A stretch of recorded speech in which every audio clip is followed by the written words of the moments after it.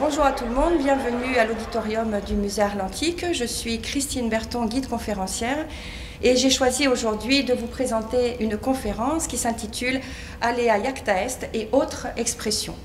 Je vais aborder des expressions d'origine latine, des expressions que nous employons souvent dans notre vie quotidienne, sans quelquefois en connaître l'origine.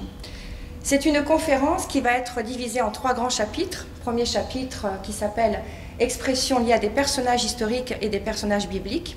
Un deuxième chapitre sera dédié aux expressions et à la mythologie. Et je terminerai par un 3e chapitre qui fera office de conclusion générale où divers autres exemples seront abordés. Alors commençons par les expressions liées à des personnages historiques avec cette fameuse phrase « Alea iacta est » que le sort en soit jeté. Aujourd'hui, c'est une expression qui désigne une action prise avec risque, mais surtout avec une impossibilité de revenir en arrière. Et surtout, c'est une phrase qui a été prononcée soit en latin, soit en grec, par Jules César. Nous sommes le 10 janvier de l'an 49 avant notre ère, lorsqu'il s'apprête à franchir le Rubicon. César est alors proconsul de la Gaule cisalpine, il vient de terminer la conquête des Gaules et il souhaite retourner à la maison, chez lui à Rome. Or, à Rome, le pouvoir est assuré par le général Pompée, Pompée le Grand, qui a l'appui du Sénat. Et d'ailleurs, le Sénat refuse à César de renouveler son autorité.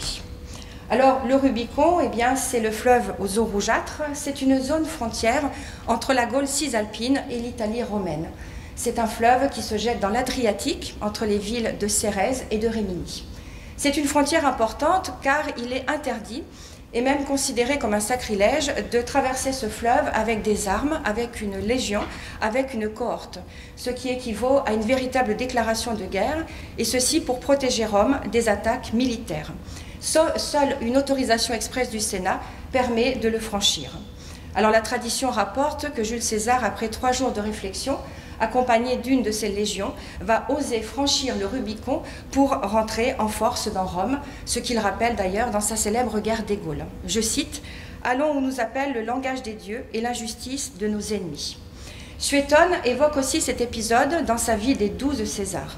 Quand il fut arrivé au cours d'eau qui sépare du reste de l'Italie la Gaule transalpine, il se prit à réfléchir. À mesure qu'il approchait davantage du danger, il se sentait troublé par la grandeur et l'audace de son entreprise. Il arrêta sa course. Pendant cette halte, il pesa silencieusement en lui-même diverses résolutions. Cédant à une impulsion, il prononça ces mots « que le sort en soit jeté ». La tradition rapporte que Jules César aurait reçu des signes, l'autorisant entre guillemets à franchir le Rubicon. Il balançait encore lorsqu'eut lieu le prodige suivant. Un homme d'une taille et d'une beauté remarquable apparut soudain, assis tout près et joint du chalumeau. Outre les bergers, un grand nombre de soldats des postes voisins étaient accourus pour l'entendre, et entre autres des trompettes. Il saisit la trompette de l'un d'eux, s'élança d'un bond vers le fleuve, et sonnant une fanfare avec une force extraordinaire, il se dirigea vers l'autre rive. Alors voilà 2 œuvres qui nous évoquent cet épisode. Nous voyons à gauche une peinture de Richard Wellstone, qui date de la fin du XVIIIe, où César est représenté sur son cheval cabré et devant lui apparaît en grand une allégorie de Rome. Et puis nous voyons aussi ce passage du Rubicon dans une œuvre du XVe siècle de Jean Fouquet. Alors cet épisode, ce franchissement du Rubicon, va conduire à la guerre civile entre Jules César et Pompée, qui va se terminer en 48 avant notre ère par la mort de Pompée en Égypte.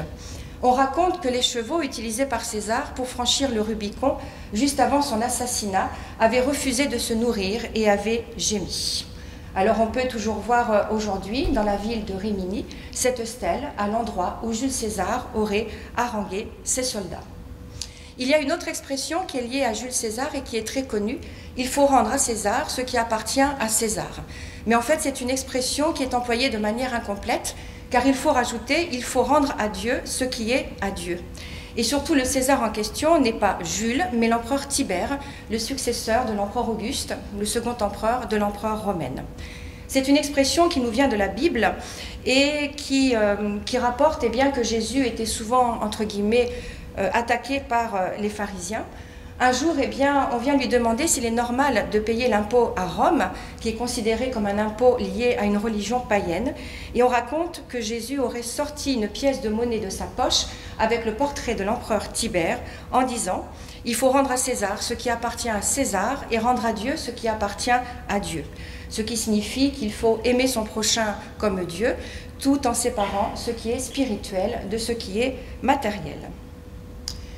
Autre expression et autre personnage important et connu, prendre des mesures draconiennes, c'est-à-dire prendre des mesures très strictes. Nous découvrons ici le portrait de Dracon conservé au musée d'Athènes.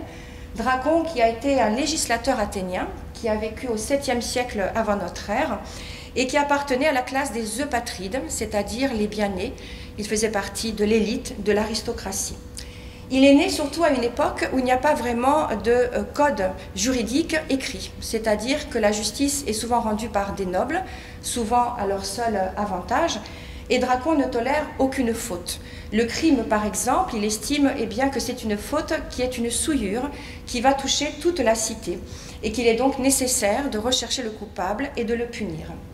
Il va donc fixer un code écrit, le même pour toutes les classes sociales, qui sera facilement accessible, puisqu'on pouvait le lire par exemple sur des panneaux de bois, avec un verdict qui était rendu par 51 éphètes, qui représentaient une sorte de tribunal athénien. On raconte que cette règle était si stricte qu'elle n'avait pas été écrite avec de l'encre, mais avec du sang. Et surtout, le verdict était le même pour toutes les classes sociales. Les plus petites fautes m'ont paru dignes de la mort et je n'ai pas trouvé d'autre punition pour les plus grandes.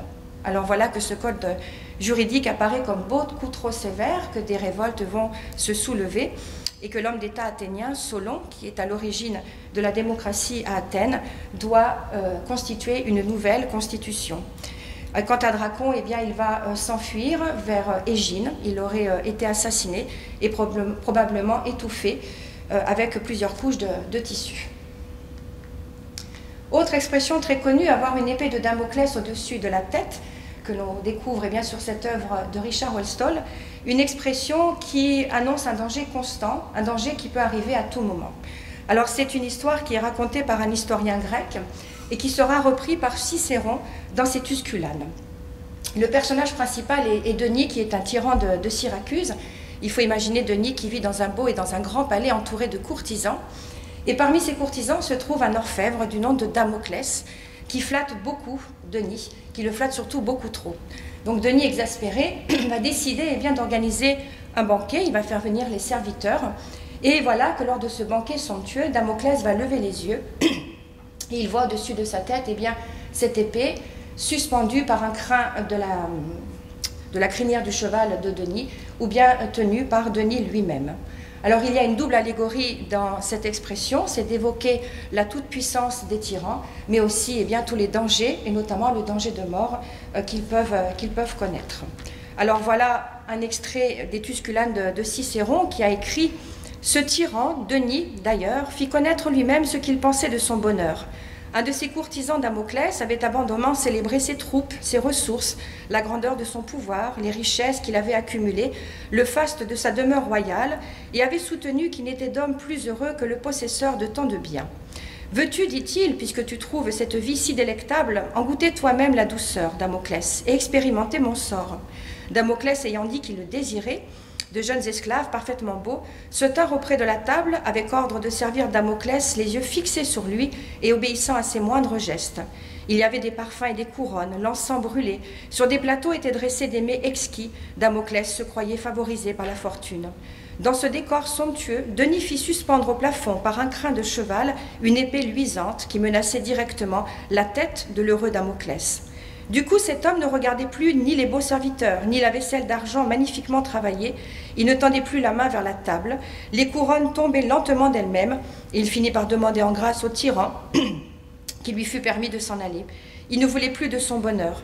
Denis n'a-t-il pas lui-même assez clairement montré qu'il ne peut y avoir aucune félicité pour qui vit toujours dans une terreur perpétuelle?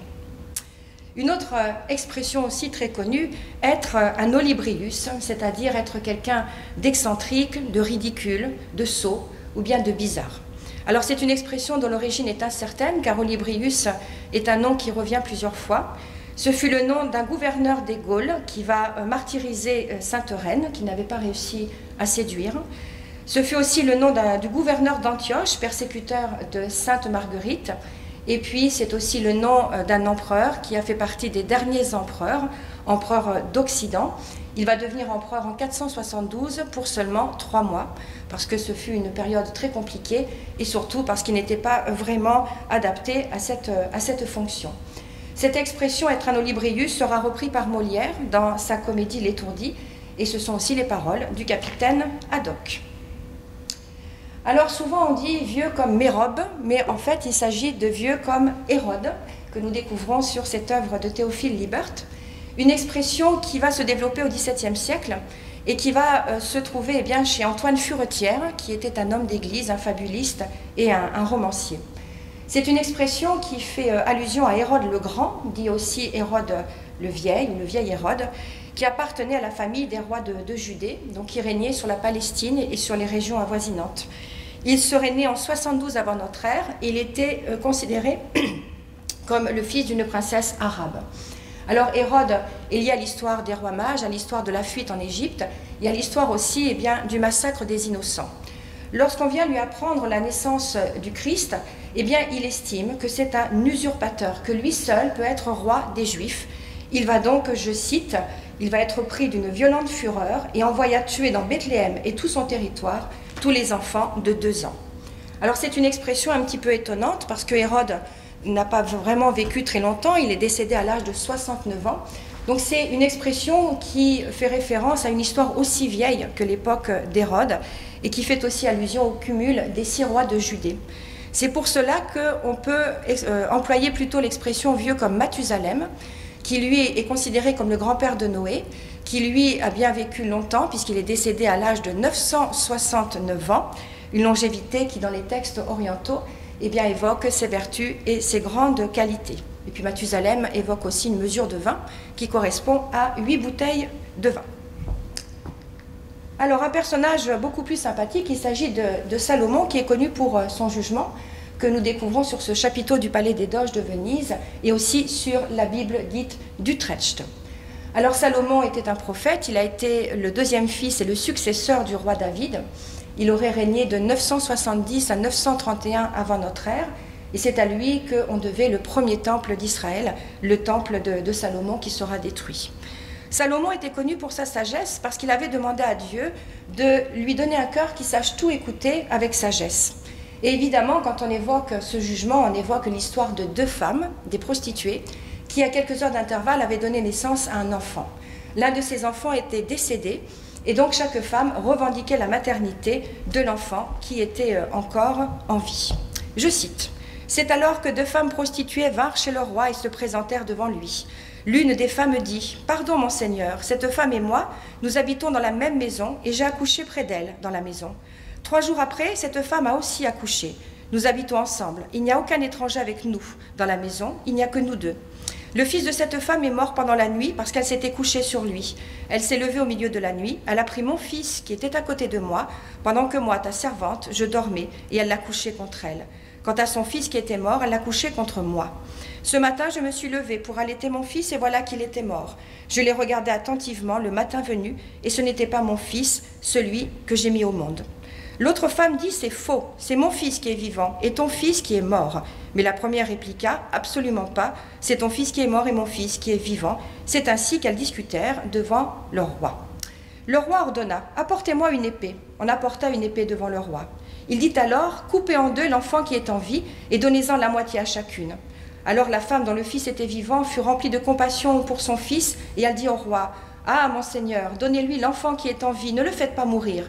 Mais l'autre répliqua, il ne sera ni à moi, ni à toi, coupez-le. Prenant la parole, le roi dit alors, donnez l'enfant qui est en vie à la première femme, ne le faites pas mourir, c'est elle qui est sa mère. Tout Israël apprit le jugement que le roi avait prononcé, et l'on éprouva de la crainte envers lui. En effet, on avait constaté qu'il bénéficiait de la sagesse de Dieu pour exercer la justice. Alors cet épisode a été représenté par Nicolas Poussin, nous sommes au milieu du XVIIe siècle, il a représenté Salomon avec des traits juvéniles en hauteur, avec ce grand drapé rouge, cette symétrie des deux groupes qui est accentuée par la présence des deux colonnes au fond. Et on voit bien donc ces deux femmes, une qui se lamente et l'autre qui tend le bras comme si elle avait une arme. Nicolas Poussin d'ailleurs estimait qu'il s'agissait de sa meilleure œuvre. Se retirer dans sa tour d'ivoire eh bien, évoque aujourd'hui la retraite d'un écrivain ou bien d'un penseur. C'est aussi eh bien, le nom d'une des tours de la ville de Montreux. Et puis nous découvrons aussi sur cet épisode sur une œuvre dite « La chasse à la licorne » qui date des années 1500. Alors avant tout, eh bien, c'est un vocable de la Vierge qui est cité dans le Cantique des Cantiques, dans l'Ancien Testament, où d'ailleurs Marie est représentée avec un petit peu de sensualité entre guillemets. Ton nombril est un calice arrondi où ne manque pas le vin épicé.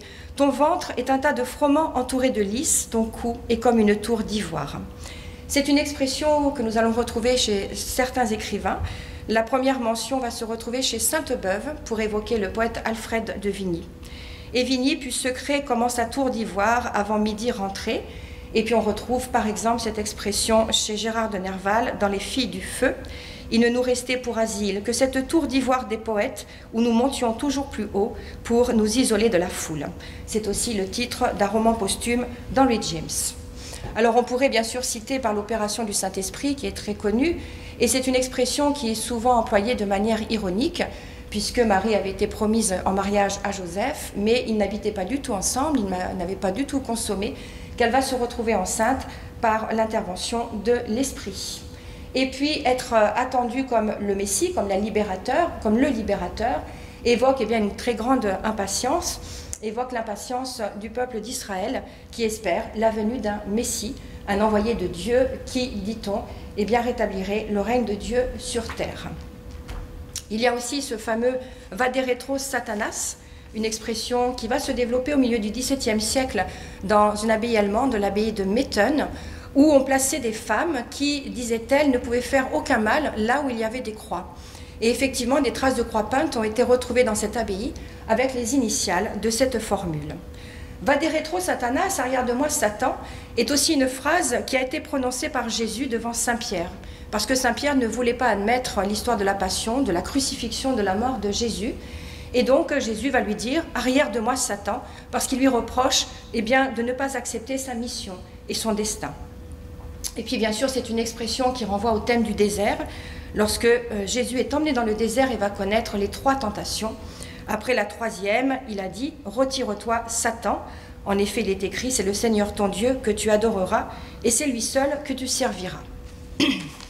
Alors ce thème du désert est intéressant puisque nous le retrouvons aussi dans l'expression « connaître une traversée du désert », connaître une période de crise, une épreuve. Une expression qui, à l'origine, évoque le peuple juif, conduit donc par Moïse. Alors, certains archéologues ont cherché à connaître quel avait été le trajet, le parcours suivi par ce peuple et par Moïse, sans y parvenir. Parce que cet exode, il faut plutôt le voir comme une sorte de symbole qui consiste à sortir du pays de l'esclavage pour aller vers le pays de la liberté. C'est une épreuve qui va durer 40 ans, parce que 40 est un chiffre très symbolique. Il y a eu les 40 ans du règne de David, les 40 jours du carême, les 40 jours du déluge dont je vais parler. Donc c'est le chiffre eh bien, de l'attente, de la préparation et qui évoque aussi un nouveau cycle.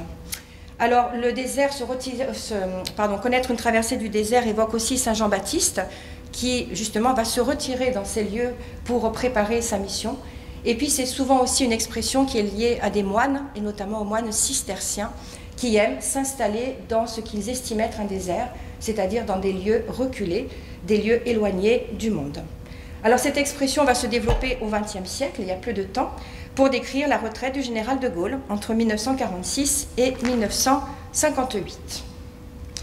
Alors la pluie diluvienne, la voici, avec cette œuvre de Turner et ce dessin de Pablo Picasso, un mot bien sûr qui désigne le déluge, qui, selon la tradition, va apparaître 7 jours après l'épisode de l'Arche de Noé.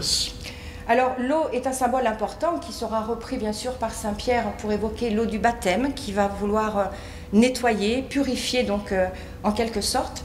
L'Arche de Noé est aussi un symbole important puisque c'est la demeure protégée, dit-on, par Dieu qui évoque le salut.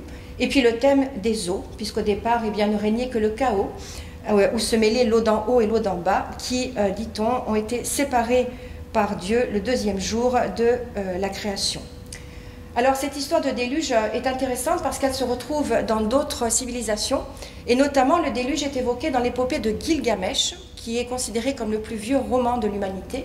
C'est un ouvrage qui date de l'époque mésopotamienne, mais la différence c'est que c'est un déluge qui ne dure pas 40 jours, comme le déluge de la Bible, mais qui dure 6 jours et 7 nuits. Je cite: « Le ciel était sombre et menaçant, le déluge mugissait comme un taureau furieux, les vents hurlaient comme les braiments d'un âne. Le soleil avait disparu, les ténèbres étaient totales, les flots couvrirent même le sommet des montagnes. » Il y a aussi dans la mythologie l'histoire du déluge de Deucalion et Pyrrha, qui évoque le fait que Zeus, très mécontent des hommes et de l'humanité, avait décidé, avec l'aide de Poséidon Neptune, de recouvrir la terre d'une immense couche d'eau. Et il ne va y avoir que 2 survivants, donc Deucalion et Pyrrha, qui vont s'embarquer sur une frêle barque. On va leur demander de jeter par-dessus leurs épaules les os de leur grand-mère, qui en fait étaient des pierres, allusion à la déesse de la terre, des pierres qui vont permettre de faire naître une nouvelle humanité.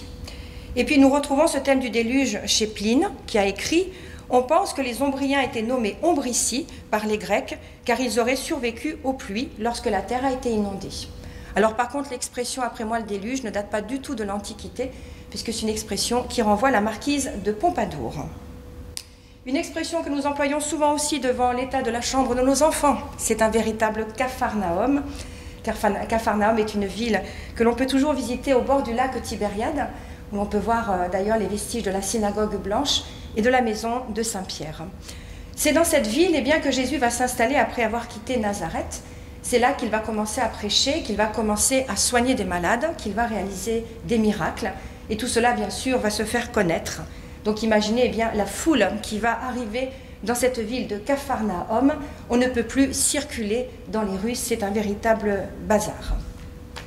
Et puis, semer la zizanie, voilà, qui renvoie au mot zizanium en latin, le nom d'un mauvais grain, d'une mauvaise herbe que l'on appelle aussi l'ivraie, parce qu'on dit que certains grains provoquent l'ivresse. Alors cela nous vient aussi de la Bible, cela nous vient de l'Évangile selon saint Matthieu, qui raconte que des paysans avaient semé le bon grain. Et puis voilà qu'un ennemi avait semé de l'ivraie, du zizanium, le mauvais grain. On est bien embêté, et puis donc des moissonneurs décident d'arracher la mauvaise herbe. On raconte que Jésus sera intervenu en disant « Attention, en arrachant la mauvaise herbe, elle ressemble tellement au bon grain, à la bonne herbe, que vous risquez de tout arracher à la fois. » Donc il conseille d'attendre la moisson. Et effectivement, on va attendre la moisson, on va arracher toutes les herbes, tous les grains, et ensuite on va séparer le mauvais grain pour le faire brûler. Donc en fait, cette expression est une parabole qui évoque Jésus, considéré comme le maître masseur. Les élus, ceux qui iront au paradis, ce sont les paysans qui ont semé le bon grain. Celui qui a semé le mauvais grain, c'est bien sûr Satan, c'est le diable. Et puis la moisson finale est une parabole du jugement dernier, avec cette idée du feu de l'enfer qui est mis en valeur. Être un colosse au pied d'argile, autre expression qui évoque une personne ou une institution qui semble solide, mais qui en fait n'est que pure illusion. Alors cela renvoie à l'histoire du roi de Babylone qui était Nabuchodonosor, nous sommes aussi au 7e avant notre ère, qui un jour avait rêvé d'une statue magnifique, une statue qui était en or, mais dont les pieds étaient en argile, et une statue qui va s'effondrer, détruite par une pierre. Alors le roi Nabuchodonosor va convoquer des devins pour interpréter ce rêve. Personne n'arrive à le comprendre. Il y a là Daniel qui a été emprisonné lors de la prise de Jérusalem et qui, de suite, comprend le message. Donc il va s'adresser à Nabuchodonosor. « Ô roi, tu regardais et tu voyais une grande statue. Cette statue était immense et d'une splendeur extraordinaire. Elle était debout devant toi et son aspect était terrible. La tête de cette statue était d'or pur, sa poitrine et ses bras étaient d'argent, son ventre et ses cuisses étaient d'airain, ses jambes de fer, ses pieds en partie de fer et en partie d'argile. Tu regardais lorsqu'une pierre se détacha sans le secours d'aucune main, frappa les pieds de fer et d'argile de la statue et les mit en pièces. Alors le fer, l'argile, l'airain, l'argent et l'or furent brisés ensemble et devinrent comme la balle qui s'échappe du nerf en été. Le vent les emporta et nulle trace n'en fut retrouvée. Mais la pierre qui avait frappé la statue devint une grande montagne et remplit toute la terre. Des expressions font aussi référence à Adam et Ève. Être en tenue d'Adam et Ève, c'est être complètement nu. Donc nous découvrons ces deux personnages sur cette peinture de Cranach l'Ancien, datée de 1526.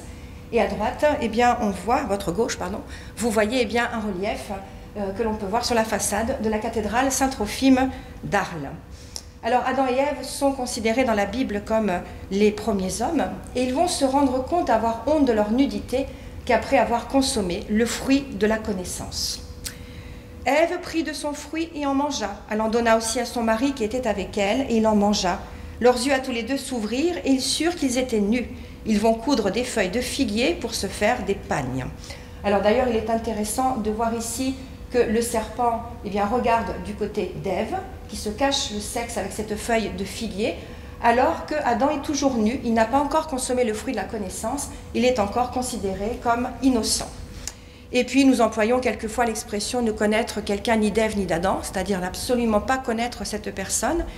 Et puis la pomme d'Adam serait une allusion au morceau de ce fruit défendu, coincé dans la gorge d'Adam depuis l'aube des temps, depuis la nuit des temps. Je m'en lave les mains, c'est une expression qui signifie qu'on se moque vraiment de quelque chose et qui renvoie au thème de la passion et de la crucifixion et à l'histoire de Ponce Pilate. Ponce Pilate était alors préfet de Rome et on va lui présenter Jésus comme un dangereux rebelle. Or, après réflexion, Ponce Pilate n'a absolument rien à reprocher à Jésus. Alors il demande que le peuple rende son verdict, que le peuple choisisse de condamner soit Jésus, soit le meurtrier Barabbas. C'était la tradition de Pâques qui faisait qu'on pouvait gracier un condamné. Et voilà que le peuple va choisir de condamner Jésus. Ponce Pilate va donc se laver les mains pour symboliser son innocence, parce qu'il estimait que ce jugement était vraiment très très injuste. Je cite, « Pilate, voyant qu'il ne gagnait rien, mais que le tumulte augmentait, prit de l'eau, se lava les mains et dit « Je suis innocent du sang de ce juste, vous y aviserez. » Il y a des personnes autour de nous qui sont de bons samaritains, des personnes toujours prêtes à aider, des personnes avec un grand cœur. Alors vous découvrez une œuvre de Vincent van Gogh qui d'ailleurs s'inspire beaucoup d'une peinture de Delacroix.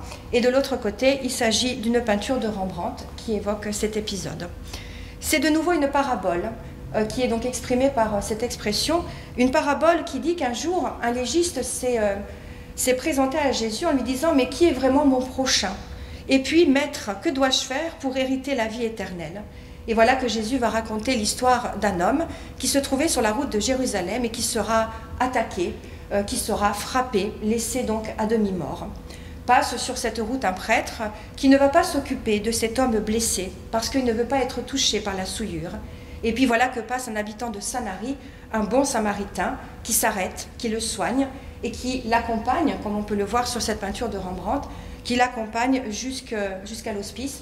Il va même payer d'avance les soins de santé.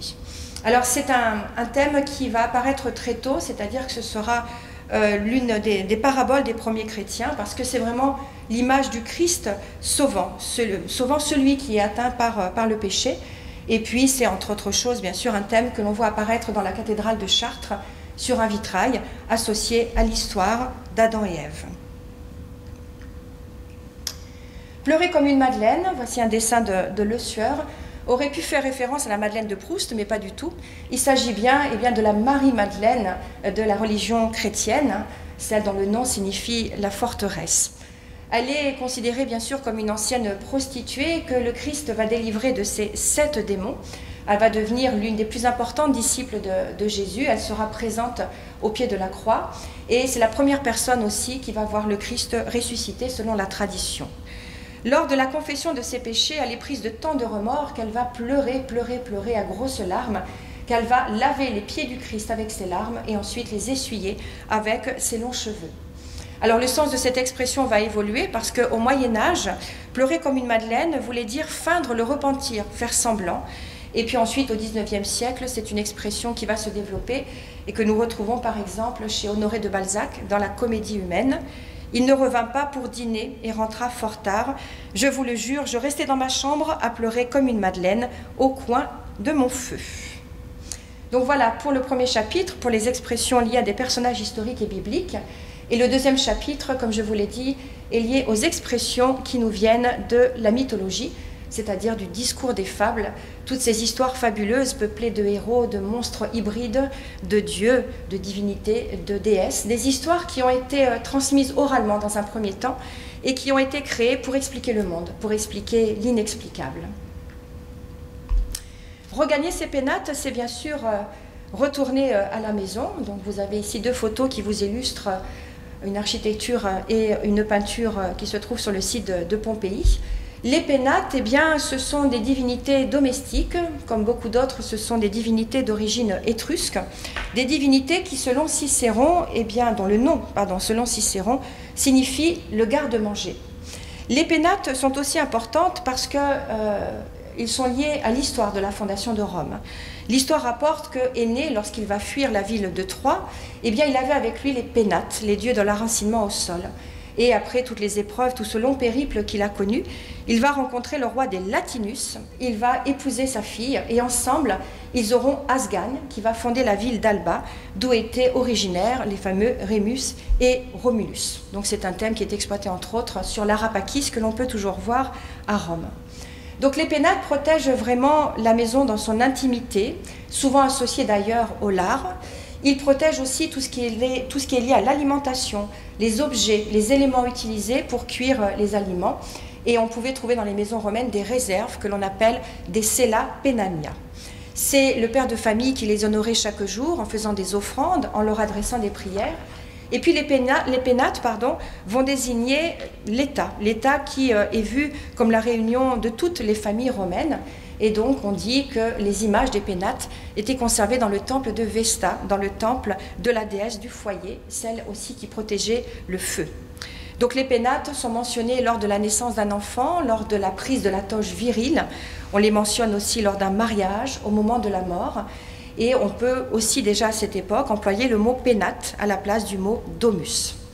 On organisait au sud-est de Rome une procession annuelle. Ils étaient aussi honorés lors des Charistia, et puis ils étaient honorés aussi lors des Saturnales, qui correspondent à nos actuelles fêtes de fin d'année, moment où l'on va fêter le solstice d'hiver. Pour en revenir à notre beau Jules César, eh bien on dit qu'au moment de franchir le Rubicon, il aurait invoqué la protection de ces pénates. Et puis un fabuliste que nous connaissons bien, Jean de La Fontaine, s'est souvent inspiré de la mythologie, et donc nous allons retrouver ce mot pénate dans le chat, la belette et le petit lapin. Du palais d'un jeune lapin, dame Belette, un beau matin s'empara, c'est une rusée. Le maître étant absent, ce lui fut chose aisée. Elle porta chez lui ses pénates un jour, qu'il était allé faire à l'aurore sa cour, parmi le thym et la rosée. Le plus important des dieux à l'époque gréco-romaine, eh bien, c'est l'équivalent de Zeus. Il s'agit de Jupiter. Sortir de la cuisse de Jupiter, ça veut dire se prendre pour une personne beaucoup trop importante, se prendre pour un dieu. Alors, la racine du nom de cette divinité signifie père, ciel lumineux. Il est bien la forteresse, selon l'auteur Apulée, ou bien le monarque, selon le tragédien Échille. Plaute a écrit dans l'Amphitryon que c'est lui qui habite à l'étage supérieur. Il règne à la fois sur les mortels et sur les autres divinités. Il est particulièrement honoré parce que quand il entre chez lui, on raconte que toutes les autres divinités se lèvent pour pouvoir l'honorer. Il est comme les autres l'équivalent d'un dieu étrusque, celui qui crée la pluie. Donc Jupiter est lié à tout un tas de champs de compétences, mais on va dire aujourd'hui que c'est le dieu de la météo, celui qui est considéré comme l'assembleur de nuées, comme le créateur de tempêtes, celui qui veille aussi sur la succession des saisons. Jupiter se plaint, il se plaint d'être beaucoup trop occupé, de n'avoir pas de temps libre, et pourtant il a quand même le temps de séduire et surtout de se transformer, de se métamorphoser pour séduire ses proies, pour ne pas impressionner, pour ne pas être reconnu, au grand désespoir de son épouse, qui est la déesse Junon, ou bien donc Héra, qui à juste titre, comme le rappelle Ovide, se plaint de ce mari, je cite, si souvent pris en faute. Donc Héra n'a eu de cesse de poursuivre les maîtresses de son infidèle mari. Il a séduit Danaé, il a séduit Léda, il a séduit Europe, et puis il y a eu l'histoire de Sémélé. Alors Sémélé n'est pas une déesse, Sémélé est une mortelle, c'est une jeune princesse très jolie, Et Jupiter en était tellement tombé amoureux qu'il lui avait promis de ne jamais rien lui refuser. Voilà qu'ils vont s'unir, voilà qu'elle va se retrouver enceinte et qu'elle porte dans son ventre le futur petit Dionysos qui deviendra Bacchus chez les Romains. Héra est furieuse et une fois de plus, elle décide de se venger. Alors, avec ses super pouvoirs, elle va prendre l'apparence de la nourrice de Sémélé, du nom de Béroé, et elle arrive comme ça, elle rencontre Sémélé et elles se mettent à discuter toutes les deux. Et c'est alors que Héra, déguisée en nourrice, va vraiment faire douter Sémélé. T'es-tu vraiment unie avec le vrai Jupiter, avec la divinité? Et cette pauvre Sémélé, effectivement, elle a un grand moment de doute, et donc elle demande une preuve à Jupiter. Il faut vraiment que tu apparaisses devant moi sous ta forme divine, sinon je vais sans cesse douter d'avoir eu une union avec toi. Alors Jupiter est bien embêté parce qu'il sait bien ce qui va se passer, que ça va se finir en drame, mais rappelez-vous, je vous ai dit, il ne peut rien lui refuser, donc il est bien obligé d'apparaître en sa qualité de divinité, dans son char entouré d'éclairs et avec son foudre, et cette pauvre Sémélé va mourir foudroyée. Alors voilà que Jupiter va quand même avoir le temps de prendre l'enfant qu'elle portait dans son ventre depuis 6 mois, et cet enfant, il va le placer dans sa cuisse.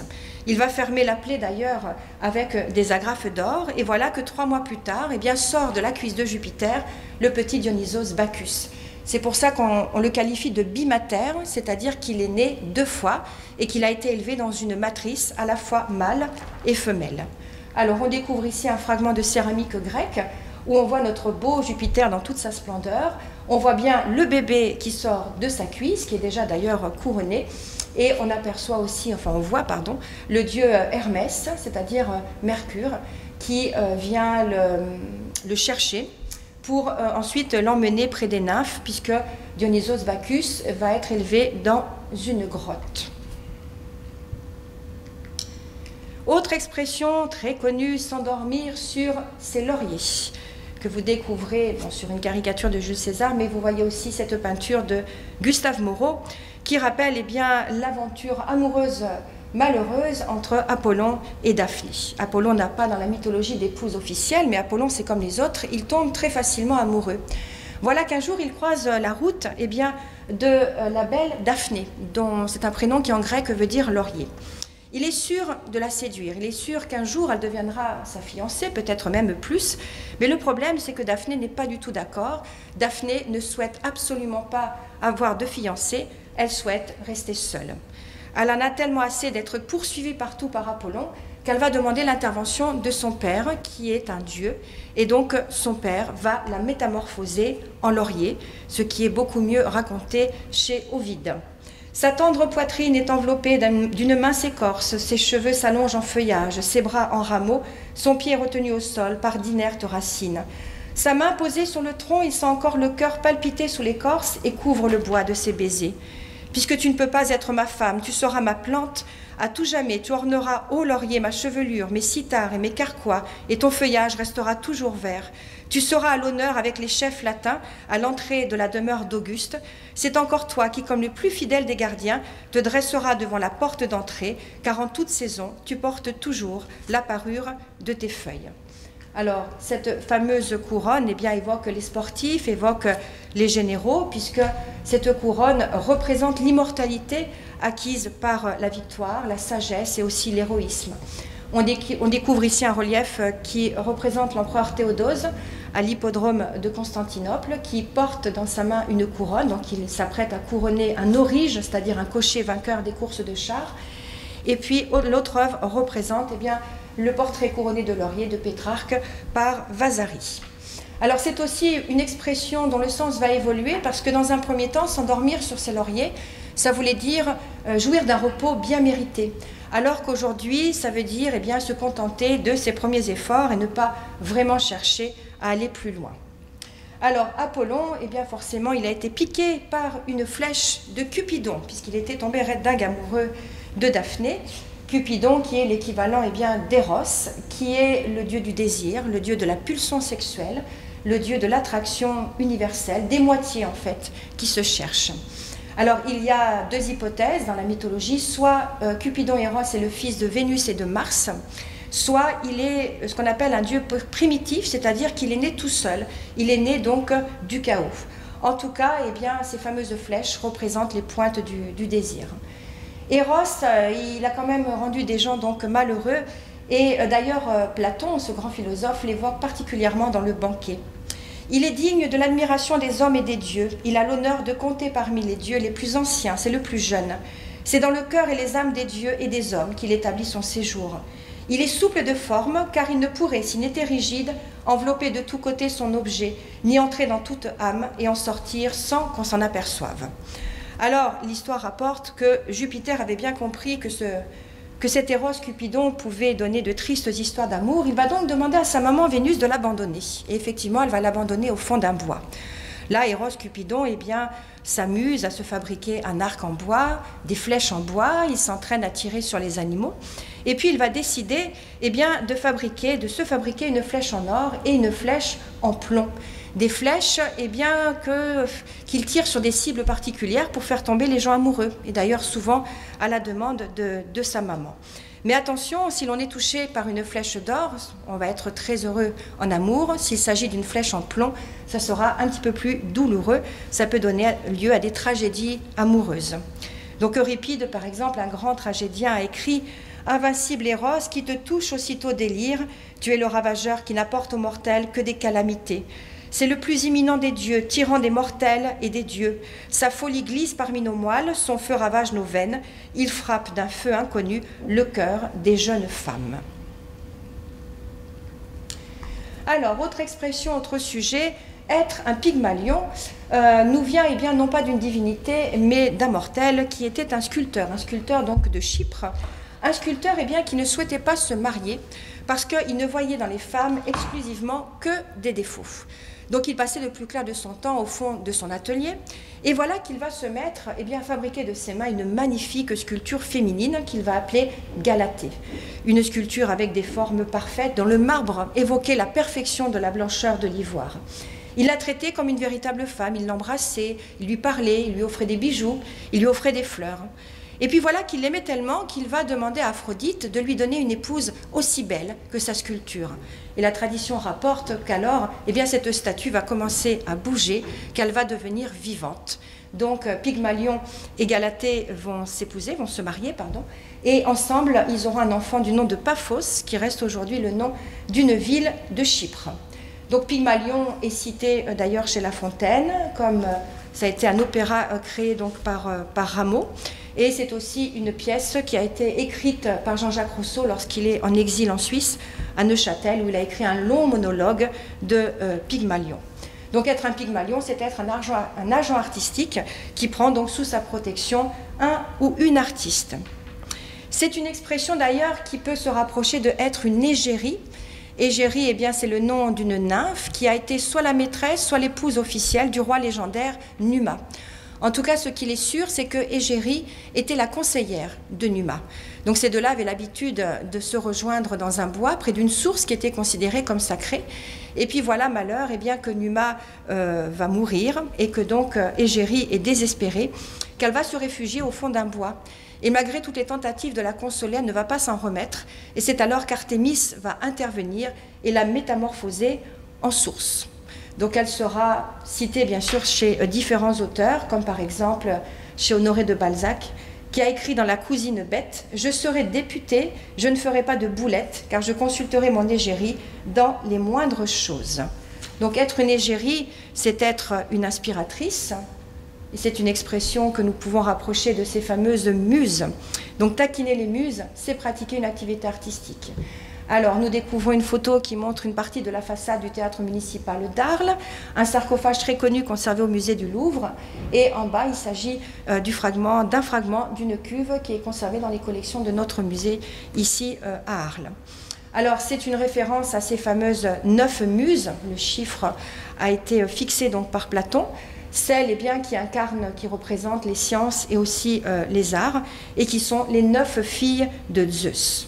Elles sont 9 filles au cœur pareil qui résident près de l'Hélicon, où elles passent leur temps à danser et à chanter autour d'une source, celle que l'on qualifie de nourricière de l'âme. Alors, je ne vais pas citer les 9, mais il y a par exemple l'histoire pour Clio, qui est celle qui célèbre. Il y a la comédie pour Thalie, qui est la florissante, ou bien il y a l'astronomie pour Uranie, qui est considérée comme la céleste. Il y a des expressions qui font référence à des personnages très musclés, des personnages très costauds. Par exemple, c'est un véritable travail de titan que nous découvrons sur cette peinture de Rubens.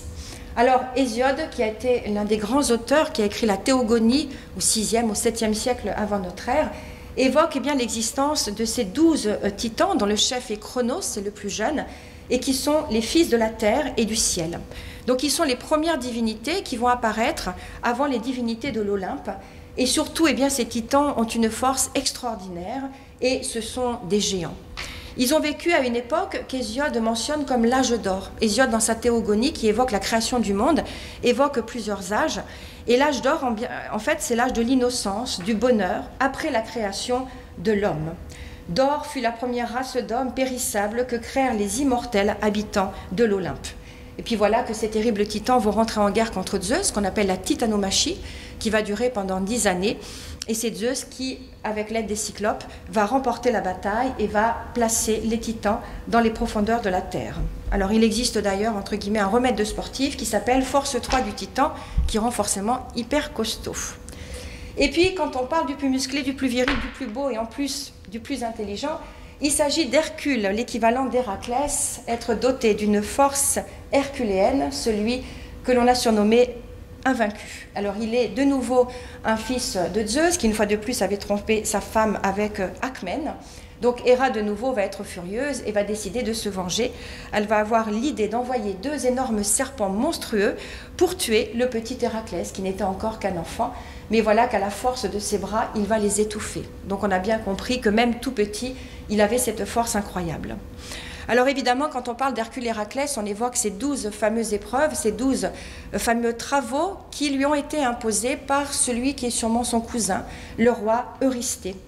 Sophocle a écrit dans Épictète « Je te rappelle mon destin et par quelle peine j'ai péniblement passé tour à tour avant de conquérir cette gloire immortelle que tu peux contempler. » Il y a eu des travaux de proximité, il y a eu des travaux qui se passent dans le centre et le nord du Péloponnèse, il y a eu des travaux qui se passent en Crète, en mer Noire, et puis le dernier travail, le plus difficile, qui se passe dans le monde des ombres, dans le monde des morts. Il y a par exemple l'histoire du lion donc de Némée, qui est le premier travail, lorsque celui-ci va avoir le courage et l'audace d'aller tuer cette plaie des bergeries, ce lion qui se met donc la panique, et il va d'ailleurs récupérer sa peau et ses griffes pour être encore plus costaud, encore plus fort. Le dernier travail, comme je vous l'ai dit, c'est d'aller dans le monde des morts, dans le monde des ombres, car il lui faut sortir le chien Cerbère. Ce chien qui est le gardien du sombre royaume, à condition toutefois qu'Héraclès ne blesse pas. Il ne doit absolument pas verser une goutte de sang. Donc il va de nouveau utiliser la force de ses bras pour l'étouffer, pour en fait lui créer un malaise et pour le faire sortir de ce monde des morts. Donc jouer les cerbères, c'est pas terrible, ou être un cerbère, c'est être une personne très inhospitalière, on dirait aujourd'hui c'est un gorille, c'est un ours. Donc cela évoque le Kerberos chez les Grecs, ce chien donc à 3 têtes qui, selon certains, évoque sûrement la première vision que l'on a eue d'une chienne avec ses 2 petits. Donc il est là, à l'entrée du monde des morts, pour les empêcher de sortir, et aussi pour empêcher les vivants dont l'heure n'est pas encore venue d'y rentrer. Dante donne une description de ce chien monstrueux. Cerbère, bête cruelle et de forme monstrueuse, avec 3 gueules, aboie contre ceux qui sont là submergés. Il a les yeux rouges, la barbe grasse et noire, le ventre large, les mains armées de griffes. Il déchire les esprits et les écorche et les dépaisse. Alors, je voudrais revenir à mes personnages super costauds, être fort comme Samson. Samson étant considéré dans la Bible comme l'homme le plus fort. C'est un ange qui avait annoncé à sa maman sa naissance, bien que sa maman était stérile. Et donc Samson, dans un premier temps, il va être un juge d'Israël. Et ensuite, on dit que Yahvé va le choisir comme un nazir, c'est-à-dire un consacré à Dieu. Et pour cela, il doit respecter des règles. Il ne doit boire ni vin ni bière, et surtout, il ne doit pas se raser. Donc il a des cheveux longs, et sa force lui vient de ses longs cheveux.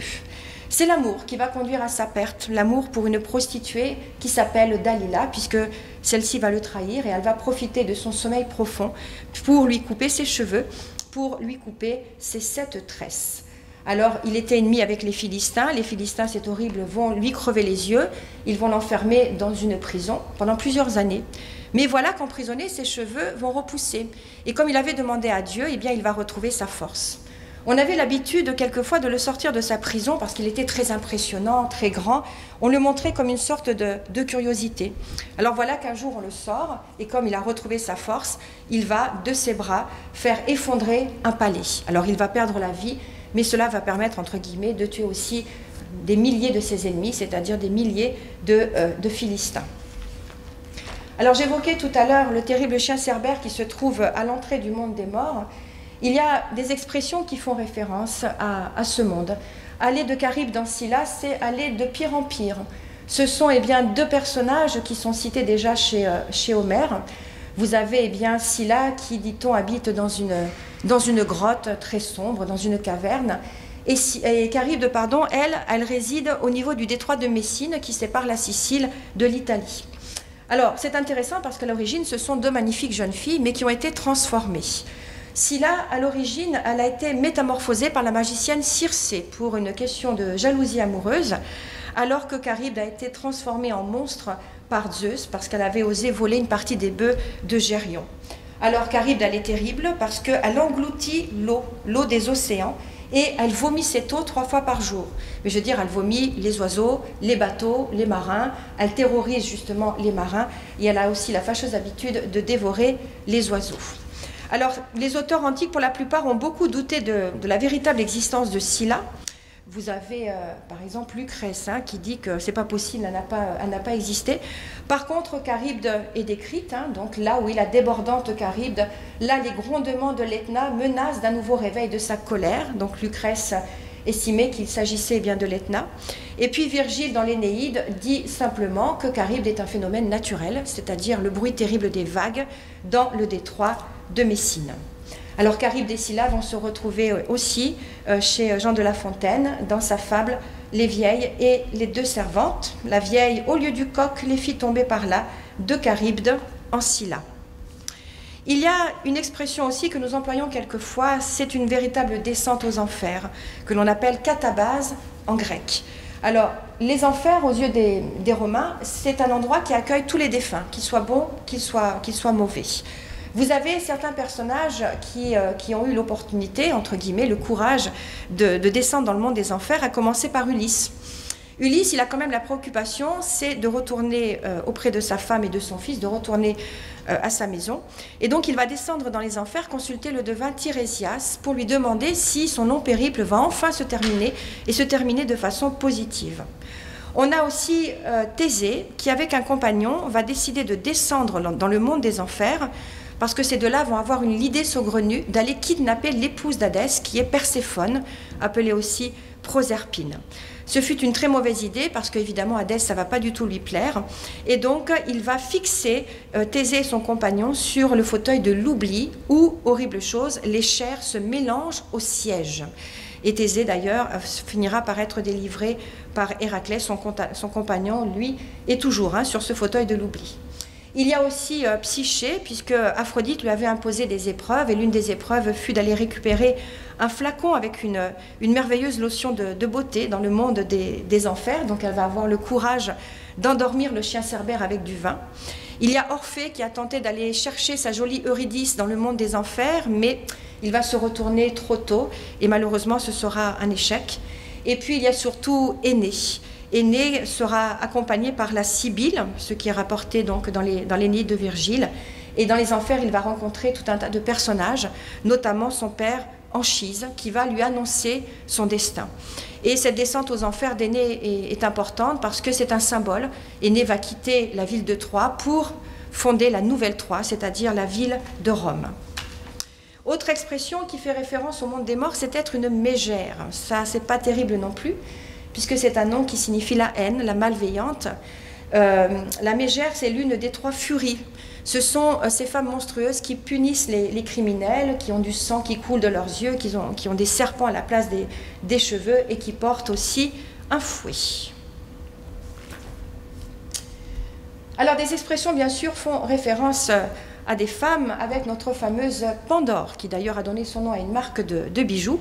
Ouvrir la boîte de Pandore, ça signifie eh bien, créer des problèmes qui ne seraient jamais apparus s'ils étaient bien restés cachés. Pandore est considérée par Hésiode comme la première femme de la mythologie et elle est liée à une dispute, la dispute entre Zeus et Prométhée, puisque Prométhée avait osé voler le feu à Zeus pour l'offrir aux mains des éphémères, c'est-à-dire aux mortels. Zeus est furieux, il décide de se venger. Il va demander au dieu Héphaïstos de créer une femme sur le modèle d'une déesse, ce sera Pandore. Alors voilà qu'Athéna va lui enseigner l'art de tisser. Vous avez Vénus qui va lui donner la beauté, Apollon va lui donner le talent musical, et puis Hermès va se mêler de cette histoire et va lui insuffler des tares. Elle n'a que des défauts, je suis désolée mesdames. Elle a l'imprudence de la chienne et les mœurs furieuses, voilà qui est sympathique. Elle est la mère de la pernicieuse race des femmes femelles. Elle devient perfide, trompeuse, lubrique, cette Pandore qui possédait une boîte ou bien une jarre, dans d'autres versions, qui renfermait tous les maux de l'humanité. La vieillesse, la folie, la passion, il y avait aussi la maladie. Et évidemment, elle n'aurait jamais dû ouvrir cette boîte, mais comme elle est curieuse, comme toutes les femmes, elle va oser soulever le couvercle et tous ces vilains défauts vont se répandre sur les hommes, sur l'humanité même, pardon. Cette femme, levant le couvercle d'un grand vase, répandit les misères affreuses sur les hommes. Il lui donna le nom de Pandore, parce que de tous les habitants olympiens, lui avait fait chacun un don pour la rendre fléau des hommes. Voilà qui avait mal commencé. Alors certains d'ailleurs comparent Ève avec Pandore. Autre femme malheureuse, il s'agit d'Ariane, qui a donné le nom du fameux fil d'Ariane, ce fil qui est si important pour les plongeurs. Petit clin d'œil d'ailleurs aux plongeurs qui découvrent ces trésors fabuleux dans le Rhône. Ariane est la fille du roi Minos et de Pasiphaë. Elle est surtout la demi-sœur du terrible Minotaure, ce taureau monstrueux qui est enfermé dans le labyrinthe et qui on a la fâcheuse habitude de donner à manger soit tous les ans, soit tous les 9 ans, 7 jeunes hommes et 7 jeunes filles. Thésée va se porter volontaire pour tenter d'aller tuer le Minotaure. Alors il se met en route, il arrive dans le palais du roi Minos et de sa fille Ariane. Et là, Ariane, il est si beau, elle va en tomber directement amoureuse. Elle a le coup de foudre. Elle décide donc de proposer son aide à Thésée. Elle lui offre son fil, une pelote de laine, pour qu'il puisse ressortir du labyrinthe. Et vous avez Thésée qui, en contrepartie, pour la remercier, lui promet le mariage. Mais l'histoire est toujours la même, il ne va pas tenir sa promesse, soit volontairement, soit involontairement. Donc nous découvrons ici les fragments d'une peinture qui nous vient de Pompéi, où on voit cette pauvre Ariane qui a tellement pleuré qu'elle s'en est endormie de fatigue, d'épuisement. Elle a été abandonnée sur une plage, dont je vous ai dit soit volontairement, soit involontairement, soit c'est Thésée qui carrément n'en voulait plus, ou il y aurait eu une terrible tempête. Alors fort heureusement, vous avez ici le dieu Bacchus, qui la rencontre et elle va devenir sa femme. Dans une autre version, Ariane serait morte de désespoir ou bien aurait été tuée par une flèche d'Artémis. Alors c'est aussi le nom d'ailleurs d'un opéra de Strauss. Puisque j'évoquais Ariane avec le fameux labyrinthe, être perdu dans un dédale. Nous découvrons tout là-haut une mosaïque que l'on peut voir sur le sol de la Villa Kérilos, sur la Côte d'Azur, et puis ce fameux labyrinthe de la cathédrale de Chartres.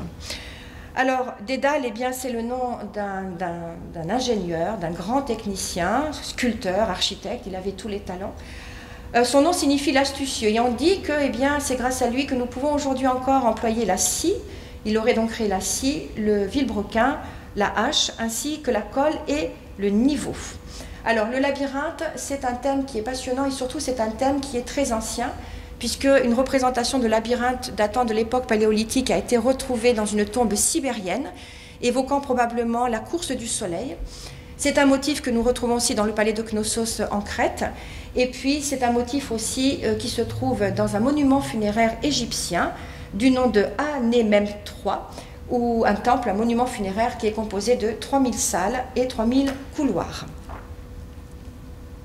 Je parlais du fil d'Ariane, la vie ne tient qu'à un fil. Voilà une expression aussi que nous employons qui fait évocation au parc que nous découvrons sur cette peinture d'Ubertino.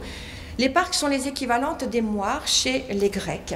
Ce sont celles qui tissent la destinée des hommes et qui veillent aussi sur l'harmonie des sphères célestes. Au départ, il n'y a qu'une seule parc, et puis ensuite, elles seront trois sœurs, du nom de Nona, Décima et Morta. On dit que leur puissance est si importante que même les divinités se sentent inférieures. Elles habitent, dit-on, dans les régions olympiennes, dans un beau palais, où elles vont graver le destin des hommes sur une plaque en bronze, c'est-à-dire que les inscriptions sont totalement ineffaçables. Alors nous découvrons ici Nona, qui est la plus jeune, voilà celle à laquelle on ne peut échapper, qui tient la quenouille. Voici Décima qui déroule le fil de la quenouille, qui signifie le sort, et puis évidemment celle que l'on déteste. Il s'agit de la plus âgée, de Morta, l'inévitable, celle qui va couper le fil de notre vie, le fil du destin. Alors Morta, c'est aussi Clotho qui est représenté ici sur cette sculpture de Camille Claudel. Donc cette idée de fil peut être comparée avec l'histoire de l'épée de Damoclès, parce qu'il y a quand même une idée de danger constant au-dessus de notre tête. Et malheureusement, ce fil d'éparque est souvent mentionné dans les inscriptions funéraires qui évoquent le côté éphémère et surtout le côté inattendu, malheureusement, de notre mort. L'éparque se retrouve aussi et encore chez Jean de La Fontaine, puisqu'il a écrit « La main d'éparque blême, de vos jours et des miens, se joue également ». Autre femme malheureuse dans la mythologie, c'est Méduse, être médusée, c'est-à-dire être paralysée. Méduse, c'est la Gorgone, pardon. Elle fait partie de la famille des Gorgones. Elles sont 3 sœurs. Ces 2 sœurs sont immortelles, mais elle, elle a quand même un défaut, entre guillemets, c'est qu'elle est mortelle. Et elle finira d'ailleurs par être décapitée par le super-héros Persée. Mais l'histoire est toujours la même. À l'origine, Méduse est une très jolie jeune fille que toutes les divinités convoitaient. Et le seul qui va réussir à la séduire, c'est le dieu de l'eau Poséidon, Neptune. Ils vont s'unir, ils vont avoir une relation dans le temple d'Athéna. Athéna va devenir furieuse parce qu'Athéna est une déesse qui est chaste, qui veut le rester. C'est une déesse qui est vierge. Donc elle va utiliser ses super pouvoirs de divinité pour métamorphoser Méduse. Elle va remplacer ses beaux cheveux frisés. On disait qu'une seule boucle de ses cheveux pouvait mettre toute une armée en déroute. Elle va métamorphoser ses cheveux en serpent. Elle peut aussi, on peut quelquefois la voir représentée avec une paire de défenses de sanglier de part et d'autre de sa bouche. Elle porte des ailes sur ses cheveux. Elle a cet aspect très grimaçant que vous voyez sur les documents. Là, on a un portrait de Méduse que l'on peut voir au musée du Capitole. Méduse, surtout, elle a le pouvoir du regard. Elle est si laide que quiconque la regarde meurt pétrifié sur le champ. C'est pour cela qu'elle va être représentée sur les remparts ou bien sur les boucliers. Persée d'ailleurs va récupérer le sang qui coulait de ses 2 veines, sachant que le sang qui coulait de sa veine gauche donnait la mort, mais le sang qui coulait de la veine droite donnait la résurrection. Et il va aussi utiliser cette tête décapitée de Méduse pour pétrifier le géant Atlas. Atlas, à l'origine, c'est un géant, c'est un homme qui a refusé l'hospitalité à Persée, et donc il va être pétrifié et devenir une montagne. Méduse sera repris aussi sur le drapeau sicilien, associé à des épis de blé, pour rappeler que la Sicile fut l'un des grands greniers à blé de Rome. Méduse est aussi un thème qui sera repris par la religion chrétienne, puisque sa beauté originale va évoquer la tentation de la chair, la luxure, et puis Dante aussi, dans toutes ses aventures, a failli être pétrifié par Méduse. Alors quand on parle de Méduse, on peut parler d'une autre expression, c'est être sous l'égide d'eux, c'est-à-dire sous la protection d'eux. En fait, quand on parle de la déesse Minerve, l'équivalente d'Athéna, on parle souvent du gorgonéon, c'est-à-dire qu'elle porte sur sa cuirasse la représentation de Méduse décapitée, parce qu'elle va utiliser le pouvoir de ses yeux pour paralyser les ennemis en tant que déesse de la guerre et pour protéger ses alliés. L'égide à l'origine est le nom d'un bouclier merveilleux confectionné en peau de chèvre par Héphaïstos. Donc cette égide, nous pouvons la voir ici avec la langue qui pendouille. On voit bien l'insistance au niveau des yeux sur la représentation d'Athéna qui nous est due au peintre Klimt. Et puis porter une Minerve, voilà, ça évoque le port très altier d'Athéna, qui elle aussi est le papa de Zeus. Alors Zeus, il accouche par sa cuisse, mais il accouche aussi par son crâne, c'est particulier. Voilà, donc du crâne de Zeus va sortir Athéna, déjà adulte, casquée, cuirassée, et qui est connue pour, avec sa cuirasse, avoir ce port extrêmement imposant. Des expressions font référence à des personnages de la guerre de Troie avec notre fameux Achille, son fameux talon. Le talon d'Achille, aujourd'hui, désigne une faiblesse qui peut conduire à la perte. Alors Achille, c'est un demi-dieu, puisque sa maman est une Néréide. Il fut l'un des plus valeureux soldats de la guerre de Troie.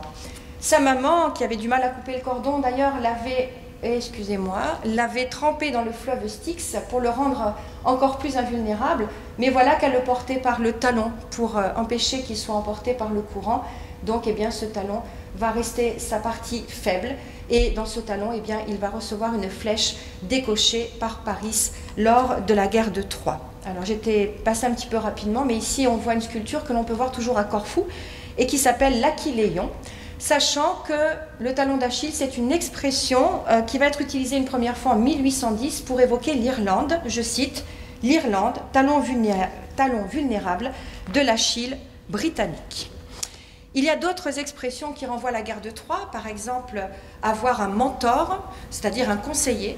Mentor a été l'un des grands compagnons d'Ulysse, son conseiller principal, et lorsque Ulysse doit partir pour la guerre de Troie, il va confier la surveillance et l'éducation de son fils Télémaque à Mentor. Alors il y a un ouvrage de l'écrivain Fénélon qui s'appelle Les Aventures de Télémaque, où Mentor d'ailleurs est le personnage principal. Alors pour citer quelques phrases, il est le plus sage et le plus grand de tous les mortels. Le charme de ses paroles douces et fortes élevait les cœurs. Elles étaient semblables à ces paroles enchantées qui, tout à coup, dans le profond silence de la nuit, arrêtent au milieu de l'Olympe la lune et les étoiles, calment la mer irritée, font taire les vents et les flots et suspendent le cours des fleuves rapides. En parlant, il se faisait aimer, il se faisait croire. Et puis nous vient aussi de la guerre de Troie, eh bien, avoir une voix de Stentor. Stentor était un soldat qui parlait très fort. Il parlait aussi fort que 50 soldats réunis. Et puis un cheval de Troie, c'est une expression aujourd'hui que nous employons pour souvent exprimer une attaque informatique. Ce cheval de Troie, je n'ai pas trop besoin de le présenter, il est très connu. Il a été créé par le rusé Ulysse avec l'aide d'Athéna. Et ce cheval de Troie, eh bien, va permettre de cacher dans son corps des soldats achéens, des soldats de l'armée d'Ulysse. Alors, les vestiges de Troie auraient été retrouvés dans l'actuelle Turquie. Quant au cheval de Troie, ça reste une énigme, même si certains ont estimé qu'il s'agissait du nom d'une machine de guerre. Toucher le pactole. Alors, pactole, c'est le nom donc d'un fleuve. C'est un nom qui vient du grec, qui veut dire qui charrie de l'or et qui renvoie à une histoire très sympathique, l'histoire du roi Midas. Le roi Midas était un roi de Phrygie, c'était un roi, on va dire, cupide et surtout extrêmement vénal. Il était sympathique parce qu'un jour, Midas, il s'est aperçu qu'il y a un homme là, ivre-mort, qui s'est perdu. Cet homme, ivre-mort, n'est autre que le père adoptif du dieu du vin Bacchus, du nom de Silène. Silène est pratiquement toujours représenté ivre-mort, il avait une fois de plus perdu son chemin. Et donc Midas va l'accueillir dans son palais, va lui offrir l'hospitalité. Dionysos Bacchus cherche son papa adoptif, il le retrouve dans le palais de Midas, et là il veut remercier Midas de l'avoir si bien accueilli. Il lui dit, ben voilà Midas, je peux exaucer un de tes vœux.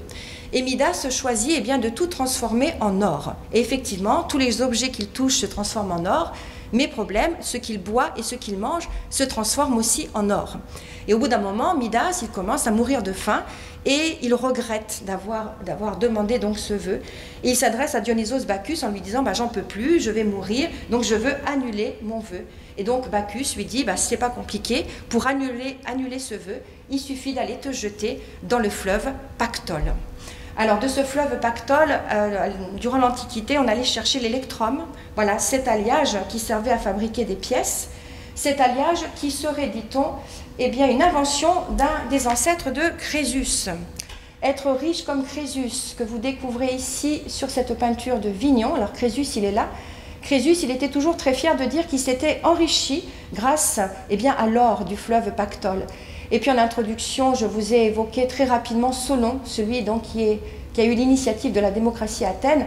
Solon, il lui dit, mais dis-moi, qu'est-ce qui te rend heureux? Alors lui, il dit, ben, c'est toutes mes richesses. Et il lui rétorque, non, un homme ne sait s'il a été heureux qu'au moment de sa mort. C'est pour cela qu'il porte un crâne et qu'il désigne ce crâne avec son doigt.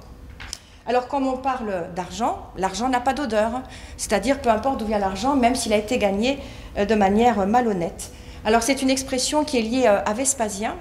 Vespasien, c'est un empereur qui avait dû un petit peu accentuer la pression fiscale parce que les caisses étaient vides. Néron avait vidé les caisses. Et voilà qu'un jour, Titus lui dit, mais papa Vespasien, c'est quand même bizarre que tu aies créé une taxe sur l'urine qui est utilisée par les teinturiers. Et Suétone, dans sa vie des 12 Césars, raconte, eh bien, je cite, « Comme son fils Titus lui reprochait d'avoir eu l'idée d'imposer même les urines, il lui mit sous le nez la première somme que lui rapporta cet impôt en lui demandant s'il était choqué par l'odeur, et Titus lui répondit négativement. » Voilà. Il y a un personnage dans toutes ces expressions, un personnage mythologique qui est extrêmement attachant, parce que le pauvre, il n'a rien vu venir, c'est le cas de le dire. Il s'agit de Narcisse, qui a donné donc l'expression « être narcissique ». Alors on découvre une magnifique peinture de Narcisse de Pompéi, et là c'est une œuvre tout aussi magnifique du Caravage. Alors être narcissique, c'est une expression qui va beaucoup se développer dans tout le domaine psychiatrique au XIXe et qui sera notamment employée par Freud. Alors pour faire bref, l'histoire de Narcisse eh bien, raconte que sa maman un jour avait consulté un devin parce qu'elle voulait savoir si son fils allait vivre longtemps. Et ce devin lui avait répondu « oui, s'il ne se connaît pas, s'il ne voit jamais son visage ». Narcisse est un magnifique jeune homme qui est d'une remarquable beauté. Tout le monde en tombe très très amoureux et même la nymphe Écho en était tombée éperdument amoureuse, mais il l'avait vraiment rejeté très brutalement. Et cela ne va pas lui porter chance. Narcisse est un jeune homme qui souhaite découvrir le monde, donc voilà qu'un jour il part de la maison, il marche, et puis il est pris d'une soif terrible, et voilà qu'il aperçoit au loin une source. Donc il s'approche de cette source, il se penche pour boire l'eau, et voilà qu'il découvre son visage, et il va tomber amoureux de sa propre image. Il tend les bras vers les forêts qui l'entourent et dit « Ô forêt, est-il un être qui ait vécu un amour plus cruel?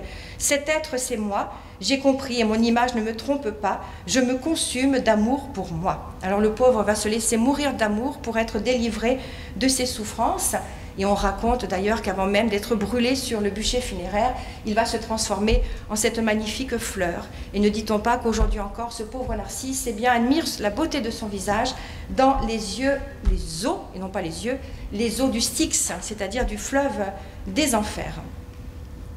Il y a un autre personnage, on imagine souvent eh bien, que Morphée c'est une jeune fille, mais pas du tout. Morphée est bien un jeune homme que nous découvrons sur cette œuvre de Houdon qui est conservée au musée du Louvre. Morphée, alors être dans les bras de Morphée, c'est bien sûr dormir.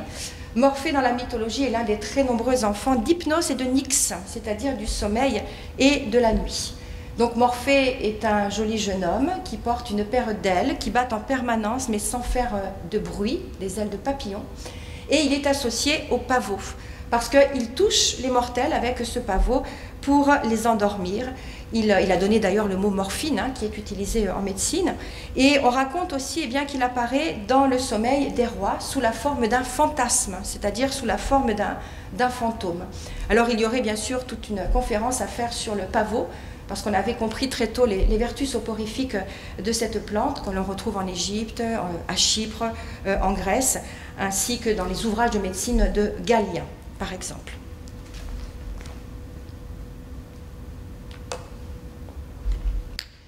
Alors, comme je l'ai annoncé dans l'introduction, il y a donc ce troisième chapitre où divers autres exemples seront abordés de manière un petit peu plus rapide. Par exemple, on peut dire c'est quelque chose qui est reporté aux calendes grecques, c'est-à-dire à une date inconnue. Et à juste titre, parce que les Grecs n'ont pas eu de calendes. Les calendes, c'est quelque chose qui est purement romain. Les calendes correspondent au premier jour du calendrier lunaire, c'est-à-dire c'est le jour où les prêtres vont fixer la date des fêtes mobiles et où les débiteurs doivent régler leurs dettes. C'est quelque chose qui a été institué à l'époque de l'empereur Auguste. Et ce premier jour eh bien, était dédié à Junon calendaire, qui a donné notre actuel mot de calendrier. Donc aujourd'hui, on pourrait dire à la Saint-Glinglin, le 36 du mois, ou quand les poules auront des dents. C'est exactement la même signification.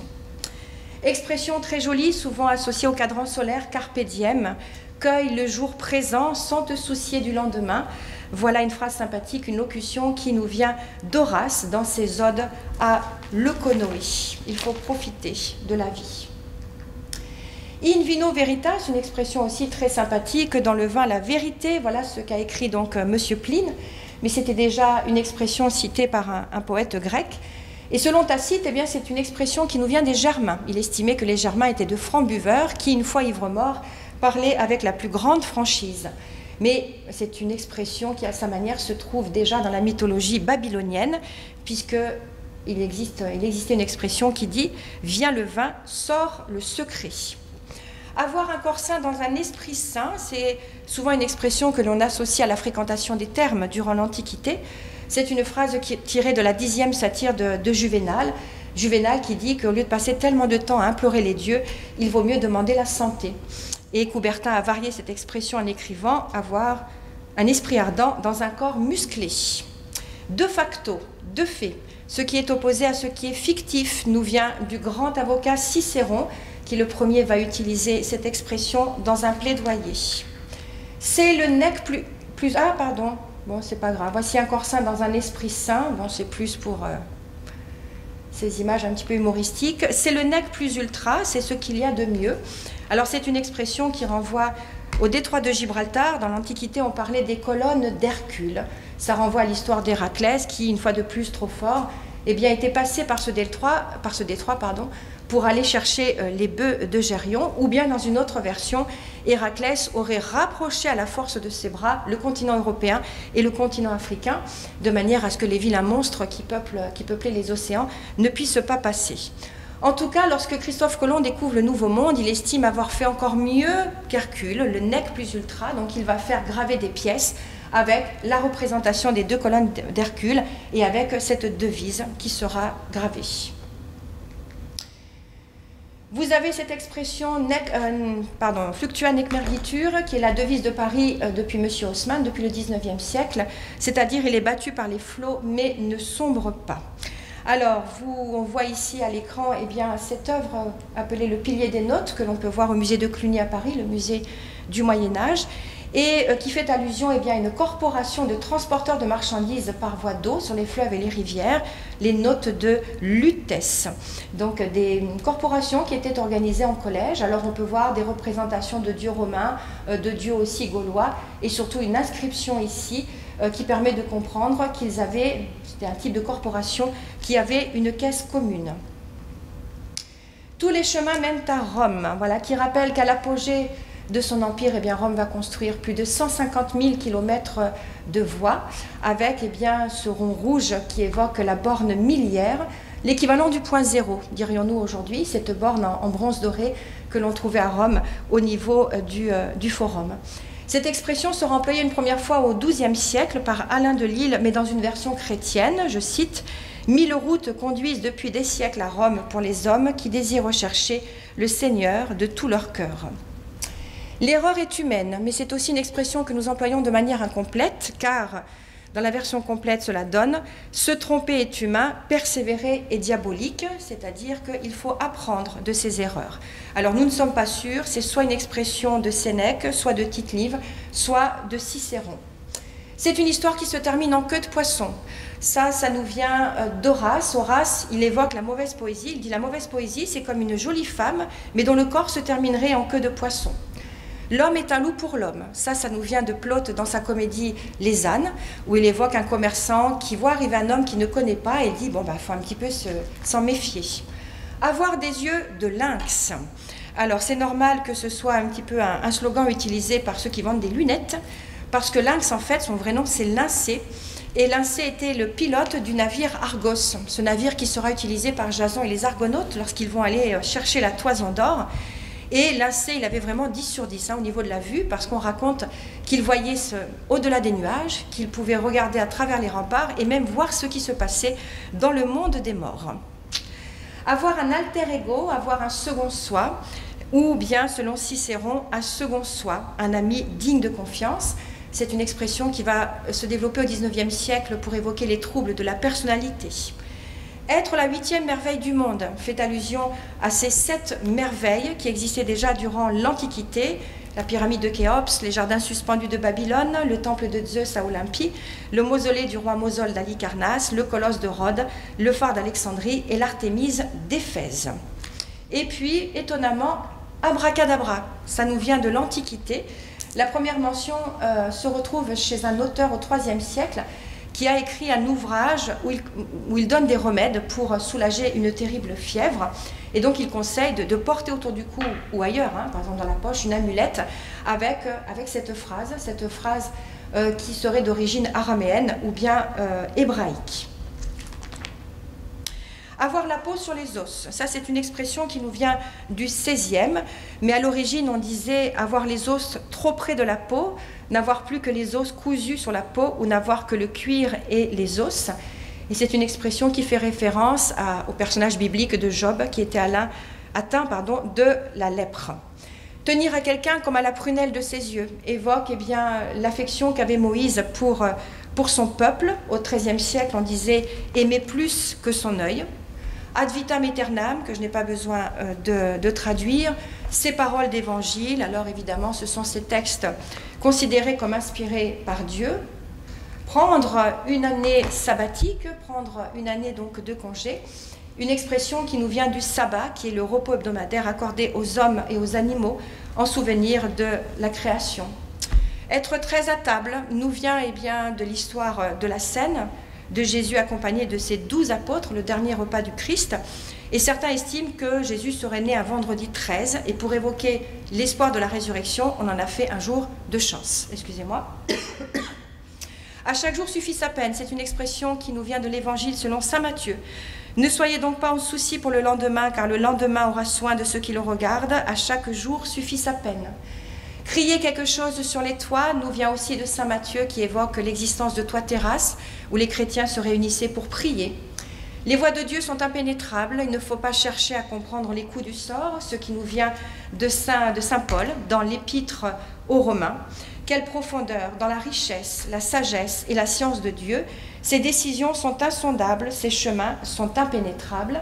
Et c'est avec une expression très connue que je voudrais terminer, une expression que nous employons encore beaucoup, qui va se développer dans le latin juridique médiéval, qui signifie « et le reste est omis », parce que j'aurais pu encore évoquer d'autres expressions, autre chose manquante, c'est-à-dire notre fameux « etc ».